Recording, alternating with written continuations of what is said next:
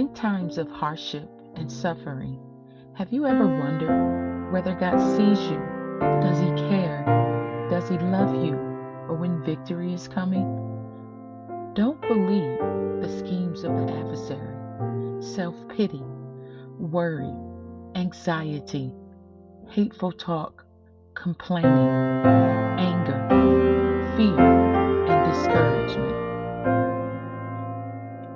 The truth is, God does see you, cares for you, loves you, and has given you victory already in Christ.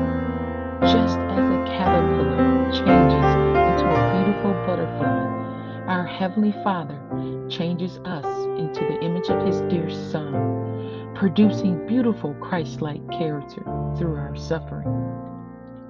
God is able, and if He chooses not to deliver us on this side, we know He can, and we will continue to trust Him.